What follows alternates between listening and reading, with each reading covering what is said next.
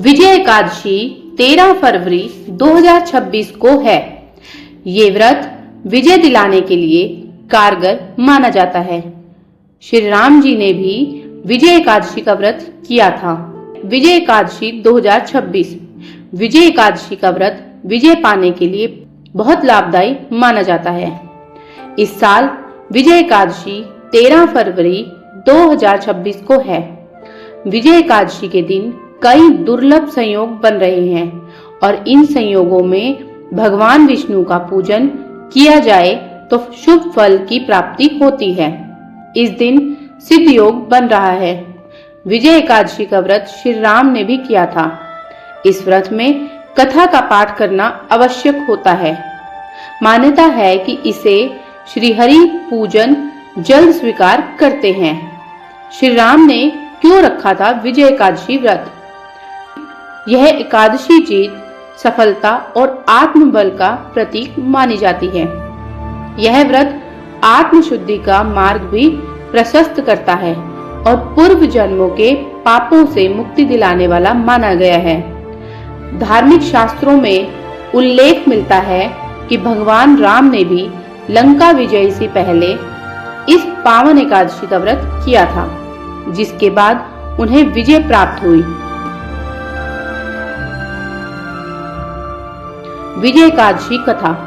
पौराणिक कथा के अनुसार जब रावण सीता का हरण कर लंका ले गया था, तब श्री राम ने हनुमान जी, सुग्रीव और वानर सेना सहित लंका की ओर प्रस्थान किया।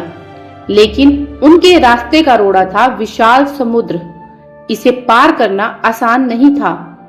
ऐसे में श्री राम ने बगदालव्य मुनि से इसका उपाय जाना। तब मुनि श्री ने श्री राम से कहा, फाल्गुन माह के कृष्ण पक्ष की विजय एकादशी का उपवास करने से आप अवश्य ही समुद्र को पार कर लेंगे और युद्ध में भी उनकी विजय होगी। श्री राम ने कैसे किया व्रत? हे मर्यादा पुरुषोत्तम, इस उपवास के लिए दशमी के दिन स्वर्ण, चांदी, तांबे या मिट्टी का एक कलश बनाएं। उस कलश को जल से भरकर तथा उस पर पंच पल्लव रखकर उसे वेदिका पर स्थापित करें। इस कलश के नीचे सतनजा अर्थात मिले हुए 7 अनाज और ऊपर जौ रखें। उस पर भगवान विष्णु की स्वर्ण की प्रतिमा स्थापित करें। एकादशी के दिन स्नान आदि से निर्वित होकर धूप, दीप, नैवेद्य, नारियल आदि से भगवान श्री हरि का पूजन करें। वह सारा दिन भक्ति पूर्वक कलश के सामने व्यतीत करें और रात को भी उसी तरह बैठे रहकर जागरण करें। द्वादशी के दिन नदी या तालाब के किनारे स्नान आदि से निर्वित होकर वह कलश ब्राह्मण को दे दे। हे दशरथ नंदन, यदि आप इस व्रत को सेनापतियों के साथ करेंगे तो अवश्य ही विजयश्री आपका वरण करेगी। मुनि के वचन सुनकर श्री राम जी ने विधि पूर्वक विजय एकादशी का व्रत किया और इसके प्रभाव से राक्षसों के ऊपर विजय प्राप्त की।